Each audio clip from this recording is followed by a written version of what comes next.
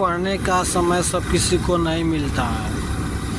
यदि पढ़ने का बराबर समय सब किसी को मिले तो ये मेहनत फिर कौन करेगा। इसलिए हमें चाहिए जितना समय मिला है पढ़ाई पे बेहतर से बेहतर दें। हमारे यहाँ खेती तो पेट भरने के लिए होता है, हमारे यहाँ खेती पेट भरने के लिए होता है। इसीलिए हमारे देश की जनसंख्या सबसे ज़्यादा होते हुए भी हम लोग गरीब हैं, क्योंकि 50 से ज़्यादा परसेंट 50 से ज़्यादा प्रतिशत लोग खेती करते हैं।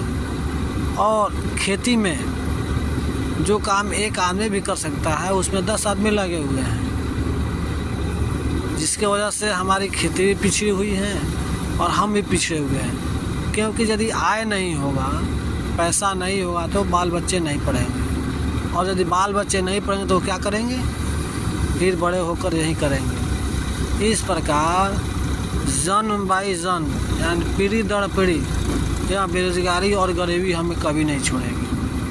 इससे बचने का एक ही उपाय है, वो है तरीका पढ़ने का। जिस प्रकार से सब्जी में सारे मसाला को डाल दिया जाए, आलू की सब्ज़ी बना रहे हैं, गोभी की सब्ज़ी बना रहे हैं, मीट बना रहे हैं, यानी कोई भी सब्ज़ी बना रहे हैं, यदि उसमें सब चीज़ डाल दिया जाए और एक नमक छोड़ दिया जाए तो सब्ज़ी कैसा होगा, बेकार, किसी भी काम का नहीं होगा। उसी प्रकार से मनुष्य इंसान को कितना हो धन हो जाए, खूब संसार के सारे धन दे दिया जाए, खूब सूट बूट लगा दिया जाए, एकदम सूट बूट और धन से लैस हो, लेकिन यदि उसके पास एजुकेशन नहीं है तो क्या होगा, किसी काम का नहीं है, किसी काम का नहीं है।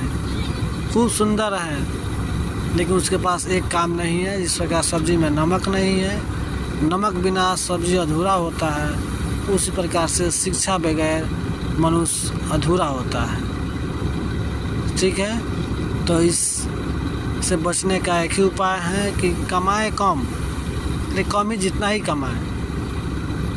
गरीबी दूर करने का एक ही उपाय है, मात्र आप अपने बच्चे को शिक्षित बनाइए। शिक्षित होगा, कुशल कारीगर होगा, कुशल कारीगर होगा तो आप कम से कम अनपढ़ से तो बेहतर रखेगा, कारीगर हुआ, फिर वो कमाएगा और एक अपना समाज और पढ़ा लिखा समाज बनाएगा और कुशल नागरिक कहलाएगा।